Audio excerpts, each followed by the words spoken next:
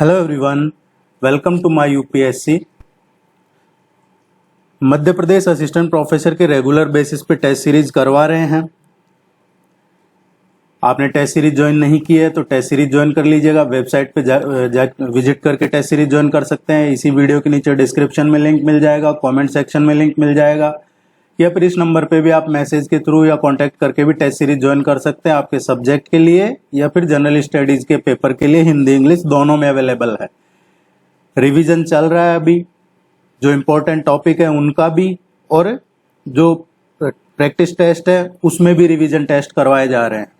और भी कोई क्वेरी है पूछ लीजिएगा। आज का जो टॉपिक है ये है, और ये हमारे सिलेबस में भी है, specially agriculture in Madhya Pradesh. Madhya Pradesh में कृषि। अब इसका क्लासिफिकेशन देखते हैं। तो सबसे पहले हमें क्या ध्यान में रखना है, मध्य प्रदेश में मिट्टी, तापमान, वर्षा और फसल, इनके आधार पे, किसके आधार पे, जो टेम्परेचर है, रेन है, या जो क्रॉप्स हैं, सॉयल है, इसके बेस पे ये क्लासिफिकेशन किया गया है एग्रो क्लाइमेटिक जोन का। और इसमें इनके आधार पे टोटल 11 एग्रो क्लाइमेटिक क्षेत्र मध्य प्रदेश में बनाए हैं। 11 कृषि जलवायु क्षेत्र मध्य प्रदेश में है। तो ये डायरेक्ट पूछा जा सकता है आपसे कि क्लासिफिकेशन ऑफ एग्रीकल्चर में कितने कृषि जलवायु क्षेत्र हैं। एग्रो क्लाइमेटिक जोन 11 हैं मध्य प्रदेश में। एक एक करके हम देख लेते हैं ये कौन कौन से हैं, किस जिले में हैं, और वहां और क्या इंपॉर्टेंट्स है। पहला जो है छत्तीसगढ़ के मैदान है। छत्तीसगढ़ के मैदान, इसको आगे इसी के लास्ट में आप वीडियो पूरा देखिएगा। इसी के आगे हम जो मध्य प्रदेश का इकोनॉमिक सर्वे है उसमें जो एग्रीकल्चर के डेटा दे रखे हैं उनको भी पढ़ेंगे। वहां पे मैं ये आपको मैप में भी दिखा दूंगा कि ये कितने, हम वो मैप डिस्कस कर लेंगे कि जो एग्रो क्लाइमेटिक जोन है वो कहाँ कहाँ है। मैप के हिसाब से आपको याद रहेगा। छत्तीसगढ़ के मैदान है ये बालाघाट जिले में। दूसरा जो छत्तीसगढ़ का उत्तरी पठारी मैदान है, उत्तरी पठारी मैदान में देखिए छत्तीसगढ़ के मैदान बालाघाट जिले में है। लेकिन इसमें अगर फसल क्षेत्र की बात की जाए तो फसल क्षेत्र कौन सा है, राइस, राइस है। यहाँ की मिट्टी की बात की जाए कि छत्तीसगढ़ के मैदान है, बालाघाट है, तो यहाँ सॉइल किस तरीके का सॉइल है, तो यहाँ पे रेड एंड येलो सॉइल है, रेड एंड येलो सॉइल। इसी तरीके से छत्तीसगढ़ का उत्तरी पठारी मैदान है, ये सीधी, शहडोल, अनूपपुर और डिंडोरी ये डिस्ट्रिक्ट है। और यहाँ पे भी राइस, चावल, यहाँ पे ये फसल क्षेत्र है मेन। लाल, काली, पीली, ये 3 तरह की मिट्टी यहाँ पे पाई जाती है, लाल, काली और पीली। ये 3 मिट्टी के प्रकार हैं इस क्षेत्र में। तीसरा जो है कैमूर पठार एंड सतपुड़ा पर्वत। कैमूर पठार और सतपुड़ा पर्वत है, यहाँ पे गेहूं और चावल, व्हीट एंड राइस, ये यहाँ की ये फसल क्षेत्र है, गेहूं और चावल।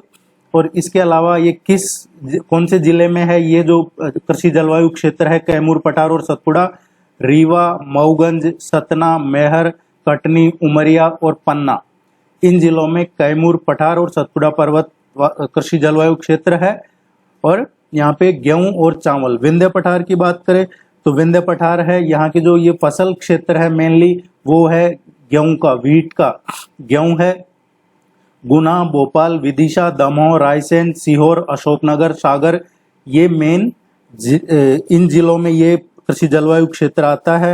यहाँ मध्यम काली या फिर गहरी काली, काली मिट्टी पाई जाती है, लेकिन या तो मध्यम काली या फिर गहरी काली। मध्य नर्मदा घाटी की बात की जाए तो ये यहाँ पे भी गेहूं है, व्हीट है। और नरसिंहपुर, हरदा, होशंगाबाद, ये जिले इस कृषि जलवायु क्षेत्र में आते हैं मध्य नर्मदा घाटी में। यहाँ की अगर सॉइल की बात करें तो मध्य नर्मदा घाटी है, यहाँ पे ब्लैक सॉइल है, लेकिन गहरी काली मिट्टी यहाँ पे है, गहरी काली मिट्टी इस क्षेत्र में। गढ़ रीजन की बात करें तो ये गेहूं और ज्वार का फसल क्षेत्र है। कछार काली मिट्टी के लिए यहाँ की मिट्टी का प्रकार जो होता है वो कछारी मिट्टी होती है, कछार काली मिट्टी। भिंड, मुरैना, श्योपुर, ग्वालियर, शिवपुरी, गुना और अशोकनगर, ये जिले, इन जिलों में ये गढ़ कृषि जलवायु क्षेत्र बुंदेलखंड कृषि जलवायु क्षेत्र की बात करें तो इसमें बुंदेलखंड क्षेत्र में गेहूं और जवार है। जैसा गेहूं और जवार इसमें गर्ड में है, वैसे ही गेहूं और जवार बुंदेलखंड में भी है। यहाँ मिट्टी की बात करें बुंदेलखंड क्षेत्र में तो मध्यम लाल और मध्यम काली, बुंदेलखंड रीजन में मध्यम लाल और मध्यम काली मिट्टी पाई जाती है। और इसके जो ये जिले कौन से आते हैं इस बुंदेलखंड कृषि जलवायु क्षेत्र में, छतरपुर, टीकमगढ़, दतिया और निवाड़ी, ये डिस्ट्रिक्ट्स आते हैं इसमें। सतपुड़ा क्षेत्र की बात करें, सतपुड़ा कृषि जलवायु क्षेत्र, ये भी गेहूं और जवार। तो देखिए गढ़, बुंदेलखंड और सतपुड़ा, ये तीन गेहूं और जवार यहाँ का फसल क्षेत्र है। और यहाँ पे उथली काली मिट्टी होती है सतपुड़ा में, उथली काली मिट्टी। और जो डिस्ट्रिक्ट्स आते हैं इसमें सतपुड़ा में, ये बैतूल, छिंदवाड़ा और पांडुर्णा, ये मेन डिस्ट्रिक्ट है इस जलवायु क्षेत्र के। मालवा के पठार की बात करें तो मालवा के पठार में कपास और ज्वार के लिए फेमस है। ये कपास और ज्वार फसल क्षेत्र है मालवा का पठार। यहाँ पे कपास है तो काली मिट्टी, यहाँ पे मध्यम गहरी काली मिट्टी का जो प्रकार होता है मालवा के पठार का, तो उस रीजन में मध्यम गहरी काली मिट्टी। डिस्ट्रिक्ट्स कौन से कवर होते हैं इसमें, रतलाम, इंदौर, देवास, नीमच, मंदसौर, उज्जैन, बड़वानी और शाहजहांपुर। निमाड़ का मैदान की बात करें तो यहाँ पे कपास ज्वार है, जैसे मालवा में कपास ज्वार है वैसे ही यहाँ पे भी कपास ज्वार है। देखिए गेहूं जवार ये तीन क्षेत्रों में है, गढ़, बुंदेलखंड, सतपुड़ा। वैसे ही तीन क्षेत्रों में कपास और ज्वार है, मालवा, निमाड़ और झाबुआ। अब निमाड़ में भी मालवा की तरह मध्यम काली मिट्टी, यहाँ का मिट्टी का प्रकार होता है खंडवा, खरगोन, बुरहानपुर, हरदा और धार, ये जिले इस कृषि जलवायु क्षेत्र में आते हैं। झाबुआ पर्वतीय क्षेत्र है, यहाँ की जो मिट्टी है ये भी मध्यम गहरी काली है। और कपास और ज्वार के लिए इसमें झाबुआ, अलीराजपुर और धार, ये जिले आते हैं। ये टोटल 11 एग्रो क्लाइमेटिक जोन है मध्य प्रदेश के। अब हम देख लेते हैं कि जो मध्य प्रदेश का एग्रीकल्चर डिपार्टमेंट है, जो कृषि विभाग है, उसने इसका क्लासिफिकेशन किस तरीके से कर रखा है वो देख लेते हैं। तो अगर हम बात करें मध्य प्रदेश को जो डिपार्टमेंट ऑफ एग्रीकल्चर है उसके क्लासिफिकेशन की, तो इन्होंने 5 वर्गीकरण कर रखे हैं। इसके 5 क्षेत्र मेन चुन रखे हैं, इसी में पूरे मध्य प्रदेश को डिवाइड कर रखा है, कवर कर रखा है। 5 कौन से हैं? पहला जो है ये धान फसल, और धान फसल में बालाघाट, शहडोल, मंडला, डिंडोरी, अनूपपुर और सीधी, ये पहला क्षेत्र है जो एग्रीकल्चर डिपार्टमेंट है उसके अकॉर्डिंग। गेहूं चावल फसल दूसरा, इन्होंने फसल के हिसाब से बांट रखा है। ऊपर है जो हमने पढ़ा वो रीजन के, जोन के हिसाब से बना रखा था, जोन के हिसाब से 11 है और फसल क्षेत्र के हिसाब से 5 है। गेहूं चावल के बाद फसल क्षेत्र है तो ये रीवा, मऊगंज, सतना, मैहर, पन्ना, जबलपुर, सिवनी, कटनी और सीधी। गेहूं फसल क्षेत्र की बात करें तो नरसिंहपुर, होशंगाबाद, सीहोर, रायसेन, भोपाल, विदिशा, सागर, दामोह। गेहूं जवार फसल की बात करें तो ये चौथा रीजन है इन्होंने, और इसमें ग्वालियर, भिंड, मुरैना, ये नॉर्थ का आ जाता है। ग्वालियर, भिंड, मुरैना, श्योपुर, शिवपुरी, गुना, अशोकनगर, छतरपुर, दतिया, टीकमगढ़। इसके अलावा ये सदर्न पोर्शन जो है बैतूल, छिंदवाड़ा, पांडुर्णा, देखिए ये नदन में आते हैं। ये नॉर्थ मध्य प्रदेश के उत्तरी जिले हैं और ये दक्षिणी जिले हैं। 5वां जो है कपास ज्वार फसल क्षेत्र है, इसमें मंदसौर, नीमच, रतलाम, उज्जैन, देवास, ये डिस्ट्रिक्ट्स आते हैं। आप चाहे तो इसका स्क्रीनशॉट ले सकते हैं, अदरवाइज ये टेलीग्राम पे मिल जाता है, आपको ईमेल कर देते हैं। जिन्होंने टेस्ट सीरीज ज्वाइन कर रखी है आपको ये भेज दिया जाएगा, ये जरूर पढ़िएगा, यहाँ से क्वेश्चन आने के पूरे चांसेज है।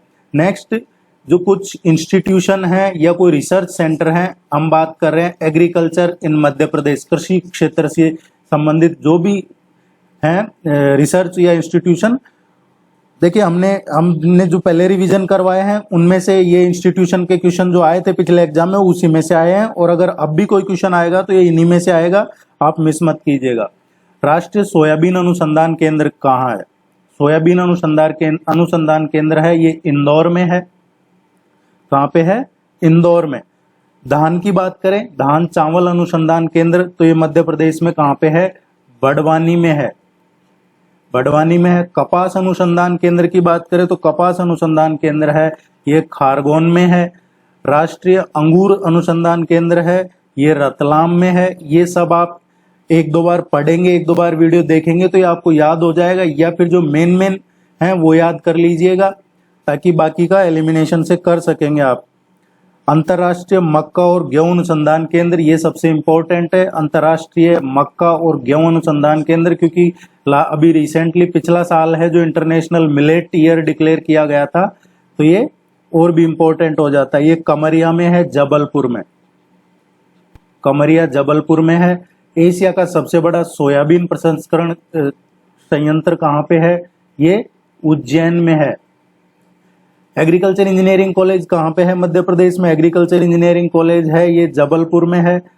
जो बागवानी महाविद्यालय है ये मंदसौर में है।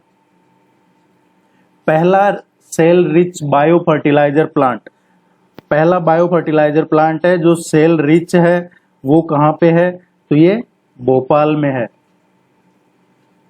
मवेशी चारा उत्पादन संयंत्र कहाँ पे है? ये धार में है। मवेशी चारा उत्पादन संयंत्र भारत की पहली जैविक फार्मिंग इकाई, ये ना सिर्फ मध्य प्रदेश की, ये भारत की पहली जैव फार्मिंग इकाई है और ये मध्य प्रदेश के इंदौर में है।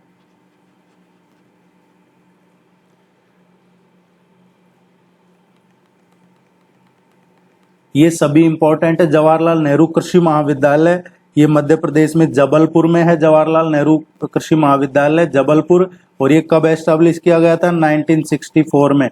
राजमाता विजयाराजे सिंधिया कृषि महाविद्यालय, कृषि विश्वविद्यालय, ये ग्वालियर में है और ये 2008 में इसको एस्टेब्लिश किया गया था, इसका बनाया गया था इसको। डेयरी राज्य केंद्र है, डेयरी राज्य केंद्र मध्य प्रदेश में, ये परियत जगह है, परियत जबलपुर में आता है, वहां पे है। एग्रीकल्चर इंजीनियरिंग अनुसंधान केंद्र की बात करें तो ये कृषि इंजीनियरिंग अनुसंधान केंद्र, कृषि इंजीनियरिंग अनुसंधान केंद्र, ये रिसर्च इंस्टीट्यूट, ये भी बहुत इंपॉर्टेंट है, इसको भी याद कीजिएगा, भोपाल में है। नौगांव मत्स्य प्रशिक्षण संस्थान, ये छतरपुर में है। महासिर मत्स्य संरक्षण कहाँ पे है? ये भोपाल में है। जो आपने पढ़ा होगा केरवा जलाशय, भोपाल में केरवा जलाशय, वहां पे। अटल बिहारी वाजपेयी राष्ट्रीय सहकारी विकास एवं अनुसंधान केंद्र, ये इंदौर में है। देखिए पिछले एग्जाम जो 9 जून को हुआ है उसमें डॉक्टर शंकर दयाल शर्मा का क्वेश्चन आया था। डॉक्टर शंकर दयाल शर्मा भारत के कौन से राष्ट्रपति थे, ये क्वेश्चन आया था। तो अभी जिनका 4 अगस्त को एग्जाम है, हो सकता है आपसे पूछ लिया जाए अटल बिहारी वाजपेयी जी भारत के कौन से प्राइम मिनिस्टर थे, इस तरीके का, क्योंकि लेवल प्लेइंग पेपर आएगा। अब जो भी पेपर आएंगे रेफरेंस 9 जून रहेगा। या फिर मध्य प्रदेश से कोई राष्ट्रपति, प्राइम मिनिस्टर या लोकसभा स्पीकर, वो कौन से नंबर के रहे हैं, ये जरूर ध्यान में रखिएगा। बाकी ये टेस्ट में आगे आपको करवा दिए जाएंगे। आप रेगुलर चैनल को देखते रहिएगा, विजिट करिएगा, चैनल को सब्सक्राइब कर लीजिए, वीडियो को लाइक करना मत भूलिएगा। टेस्ट सीरीज के लिए इस नंबर पे कांटेक्ट कर लीजिए, वेबसाइट विजिट कर लीजिएगा। Major corporation of Madhya Pradesh agriculture की बात हो रही है, तो अभी तो हमने इंस्टीट्यूट और रिसर्च सेंटर पढ़े थे। अब कुछ प्रमुख निगम, एग्रीकल्चर से रिलेटेड मध्य प्रदेश कृषि के प्रमुख निगम कौन से हैं वो देख लेते हैं। मध्य प्रदेश बीज एवं कृषि विकास निगम की स्थापना कब हुई? मध्य प्रदेश बीज एवं कृषि विकास निगम की स्थापना 1980 में हुई थी। मध्य प्रदेश कृषि उद्योग विकास निगम है, ये 1969-70 में इसकी स्थापना हुई थी। मध्य प्रदेश राज्य भंडारण निगम है, ये 1958 में एस्टेब्लिश किया गया था। लघु कृषक विकास अभिकरण है, ये 1971 में इसकी स्थापना हुई थी। भूमि विकास निगम की बात करें तो ये 1977-78 में इसकी स्थापना की गई थी। राज्य पशु एवं कुक्कुट विकास निगम है, ये 1982 में 1982 में इसकी स्थापना की गई थी। ये सभी इंपॉर्टेंट है, कब स्थापना की और हेडक्वार्टर कहाँ पे है इनका, ये जरूर ध्यान रखिएगा। सहकारी डेयरी विकास कार्यक्रम है, ये मध्य प्रदेश में कब शुरू किया गया था? 1975 में, 1975 में सहकारी डेयरी विकास कार्यक्रम शुरू किया था। बीज प्रमाणन एमपी स्टेट एजेंसी, जो बीज प्रमाणन के लिए मध्य प्रदेश स्टेट एजेंसी है, उसकी स्थापना 1980 में की गई थी मध्य प्रदेश, ये इंपॉर्टेंट है। राज्य कृषि विपणन संघ, ये 1972 में, 72 में इसकी स्थापना की गई थी। एंड मध्य प्रदेश राज्य सहकारी डेयरी फेडरेशन लिमिटेड, ये 1980 में इसकी स्थापना की गई थी। ये सभी इंपॉर्टेंट है, आप इनको जरूर पढ़िएगा। यहाँ से एक क्वेश्चन पूछा जा सकता है, आप चाहे इसका स्क्रीनशॉट ले लें या फिर आपको ये ईमेल पे सेंड कर दिया जाएगा, टेलीग्राम पे मिल जाएगा। अब देखिए, ये तो थे कुछ एग्रीकल्चर के मध्य प्रदेश में कौन से जोन बना रखे हैं, एग्रो क्लाइमेटिक जोन, या फिर जो मध्य प्रदेश का एग्रीकल्चर डिपार्टमेंट है उसके अकॉर्डिंग 5 जोन हैं, 5 भागों में बना रखा है, जो मेनली उसमें फसल के हिसाब से बना रखा है। इसमें जोन के हिसाब से 11 बना रखे थे। अब हम थोड़ा सा जो इकोनॉमिक सर्वे है उसको देख लेते हैं, वो क्या कहता है मध्य प्रदेश में एग्रीकल्चर के बारे में। उसमें कुछ इंपॉर्टेंट डेटा मिल जाए हमें, तो वो भी हम 2 मिनट में देख लेते हैं। ज्यादा डीप में नहीं देखेंगे क्योंकि असिस्टेंट प्रोफेसर में इतना ज्यादा डीप में चांसेस कम है।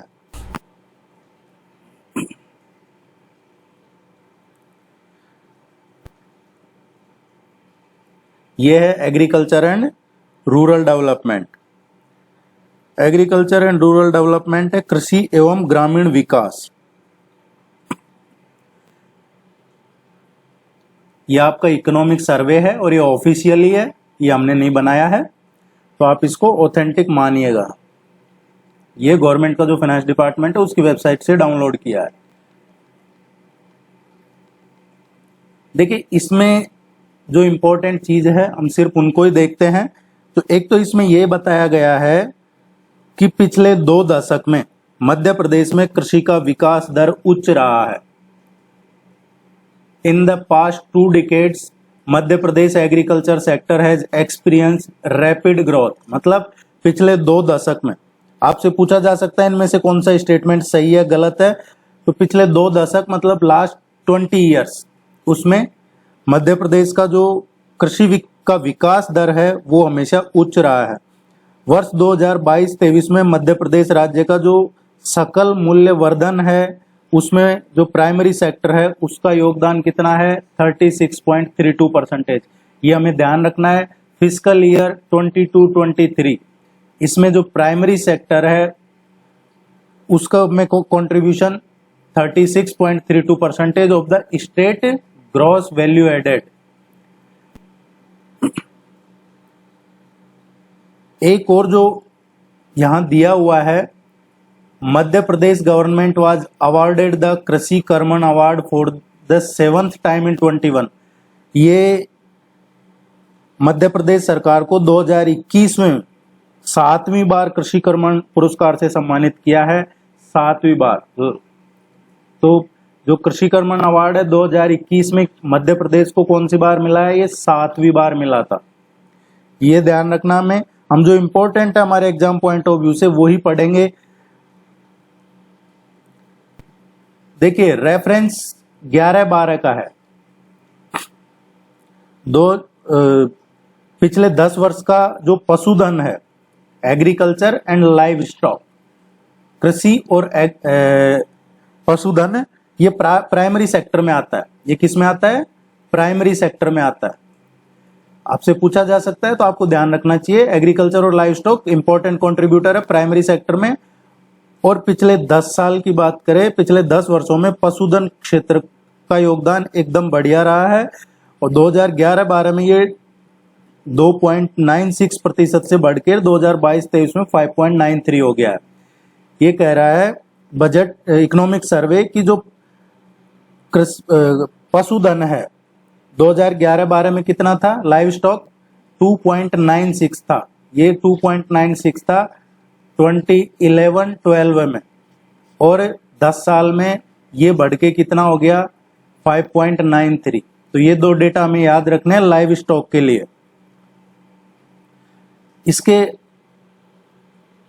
इसके अलावा जो दे रखा है इसमें मेन हॉर्टिकल्चर क्रॉप्स का दे रखा है। आपसे पूछा जाए इनमें से कौन सी फसल है, ये उद्यानिक है, उद्यानिक हॉर्टिकल्चर।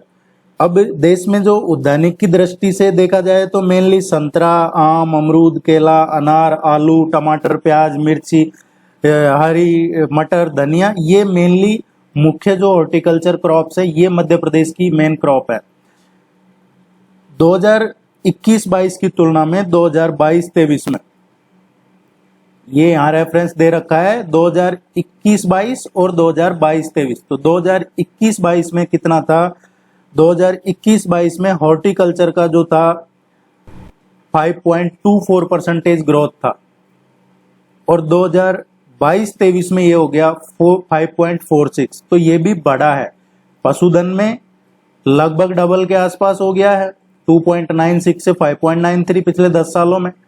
लेकिन यहाँ पर जो रेफरेंस है हॉर्टिकल्चर का वो दे रखा है 21-22 से 22-23, और ये 5.24 से 5.46 हुआ है, और ये भी प्राइमरी सेक्टर है। प्राइमरी सेक्टर ही हॉर्टिकल्चर, लाइव स्टॉक, एग्रीकल्चर, ये प्राइमरी सेक्टर में कंट्रीब्यूट करता है। जिसकी अभी हम ऊपर बात कर रहे थे कि मध्य प्रदेश में कौन कौन से कृषि जलवायु क्षेत्र हैं, तो देखिए ये सब दे रखा है यहाँ पे।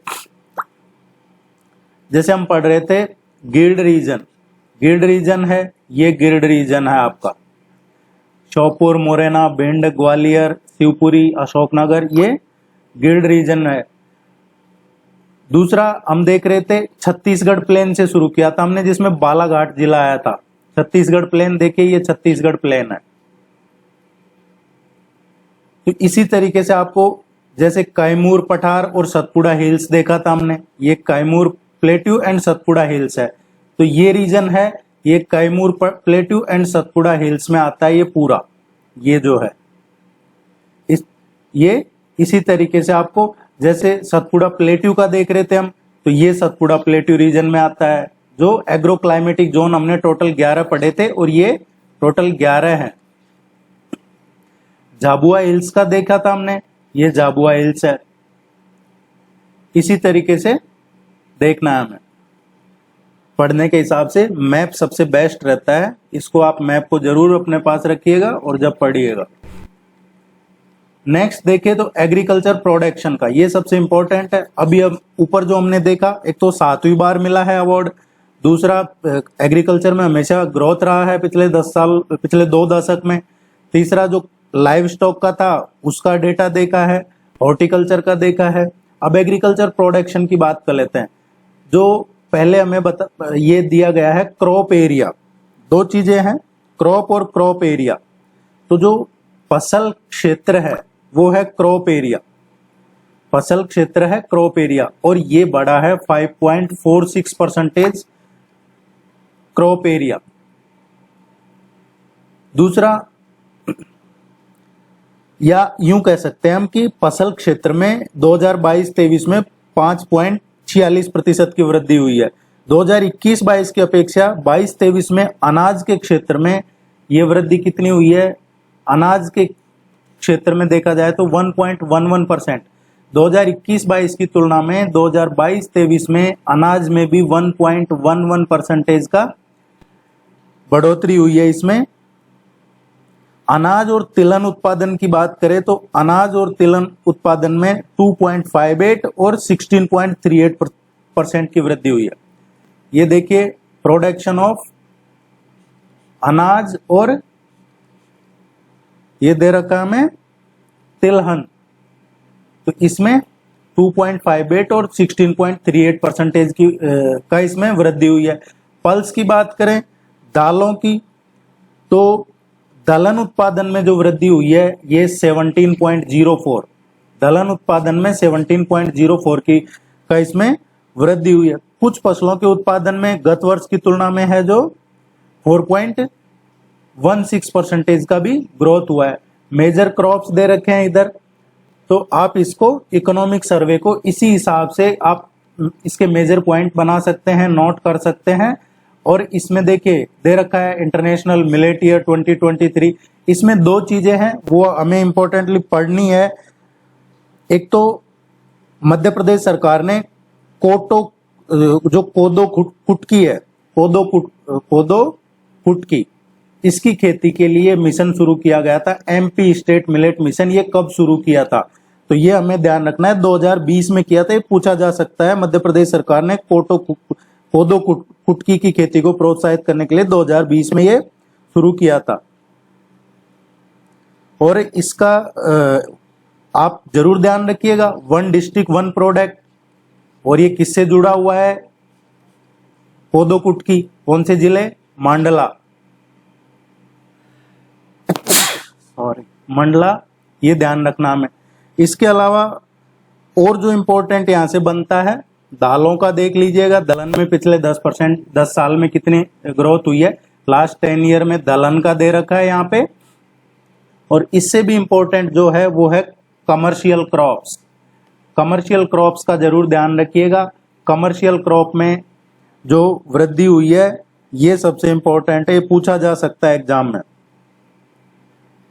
इसमें आपको 2-3 डेटा ध्यान रखना है। एक तो मेन जो कमर्शियल क्रॉप है मस्टर्ड, सोयाबीन और कॉटन, ये मेन कमर्शियल क्रॉप है मध्य प्रदेश की। सरसों, सोयाबीन और कपास। मध्य प्रदेश भारत में सोयाबीन का सबसे बड़ा प्रोड्यूसर है। लगभग पूरे देश का 50% के आसपास सोयाबीन मध्य प्रदेश में ही पैदा होता है, इसका प्रोडक्शन होता है। अब पिछले वर्ष का बात की जाए तो 2020-21 की तुलना में 2021-22 में मध्य प्रदेश में 1300,000 मैट्रिक टन से बढ़कर 1691। देखिए 2020-21 में कितना था? 1307,000 मैट्रिक टन था क्या? मस्टर्ड प्रोडक्शन, सोयाबीन का उत्पादन 2020-21 में। ये इसकी बात हो रही है सरसों की। सरसों का, मस्टर्ड का 2020-21 में था 1307,000 मैट्रिक टन और 2021-22 में हो गया 1691,000 मैट्रिक टन। एक तो ये ध्यान रखना में। और कितने परसेंट का इसमें जंप हुआ है? 29.38। ये बहुत बिग मेजर डेटा है कि एक साल में 30% के आसपास 29.38% सरसों के उत्पादन में बढ़ोतरी हुई है। आप 1307, 1691,000 मैट्रिक टन और 29.38, ये तीनों डेटा ध्यान रखिएगा। सोयाबीन की बात करें तो सोयाबीन इंक्रीज हुआ है 60%। आप देखिए ये एक साल में 60% इंक्रीज होना ये बहुत बड़ी बात है। पहले 2020-21 में 3370,000 मैट्रिक टन से और ये 5392,000 मैट्रिक टन हुआ है 21-22 में। तो ये दोनों डेटा आपको ध्यान में रखने हैं। 20-21 में सोयाबीन कितना था? 3370,000 मैट्रिक टन और 21-22 में कितना हो गया? 5392 मैट्रिक टन। और इसमें काफी ग्रोथ हुई है, लगभग 60% की। कुछ इंपॉर्टेंट स्कीम्स भी पढ़ लीजिएगा। और अगर बात की जाए तो देखिए जो लास्ट 10 साल का ये डेटा और जरूर ध्यान रख लीजिएगा। लास्ट 10 साल में सरसों, सोयाबीन और कपास, इसमें 10%, 10 साल की बात हो रही है, 10%, 10.3, 55.13 एंड 8.5% इसमें ग्रोथ हुई है। ये हमें ध्यान में रखना। आप चाहे असिस्टेंट प्रोफेसर की या मध्य प्रदेश के किसी और एग्जाम की प्रिपरेशन कर रहे हैं, ये आपके लिए इंपॉर्टेंट है। प्रधानमंत्री कृषि सम्मान निधि ये कब शुरू की गई थी? दिसंबर 1, 2018 से शुरू की गई थी। ये ईयर ध्यान रखना हमको, ये साल ध्यान रखना है। प्रधानमंत्री कृषि सम्मान ये जो निधि है, ये जो 6,000 रुपए साल के भेजते हैं किसानों को, वो इसमें 1 दिसंबर 2018 से शुरू की गई थी। इसके अलावा दूसरा देखा जाए प्रधानमंत्री फसल बीमा योजना, ये पूछा जा सकता है हमसे, ये ध्यान रखिएगा। तीसरा जो परंपरागत कृषि विकास योजना है, परंपरागत कृषि विकास योजना, ये राज्य में परंपरागत कृषि विकास योजना जो PKVY चलाई गई है, ये कब शुरू की गई? 2015-16 में। इसके अलावा जो कोई और इम्पोर्टेंट स्कीम का है तो वो सोयल हेल्थ कार्ड और है एक, उसका भी हमें ध्यान रखना है। Soil health card, soil health card scheme कब शुरू की गई है? फरवरी 2015 में।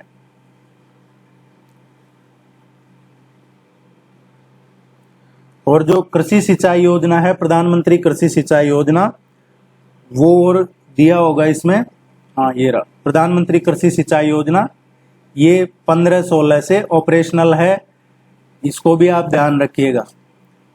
कुछ टेक्नोलॉजी से रिलेटेड इनिशिएटिव भी लिए हैं एग्रीकल्चर में। एग्रीकल्चर में टेक्नोलॉजी का क्या रोल है वो भी पूछा जा सकता है हमसे। तो ये है एग्री जीआईएस। एग्री जीआईएस है एक, ये किस लिए है, रिमोट सेंसिंग और जो जीआईएस आधारित डेटा योजना है उसके लिए है ये।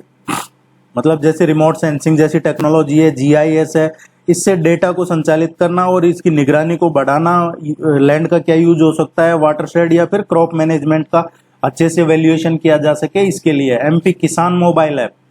एमपी किसान मोबाइल ऐप शुरू किया गया था। ये एमपी किसान ऐप एक मोबाइल प्लेटफॉर्म है, किसानों को एक ही जगह इसमें जितने भी लैंड्स हैं एग्रीकल्चर है उसकी सारी सेवाएं यहाँ मिल जाती है एमपी किसान मोबाइल ऐप पे। तो ये एग्रीकल्चर इन मध्य प्रदेश था। नए पुराने सारे हमने डेटा डिस्कस किए हैं। टेस्ट सीरीज ज्वाइन कर लीजिएगा, चैनल को सब्सक्राइब कीजिएगा, वीडियो को लाइक किए बिना मत जाइएगा। आपके एग्जाम तक रेगुलर इंपॉर्टेंट टॉपिक्स करवाते रहेंगे, टेस्ट रेगुलर करवा रहे हैं, आपके 4 अगस्त तक टेस्ट करवाते रहेंगे। All the very best, thank you very much, good luck.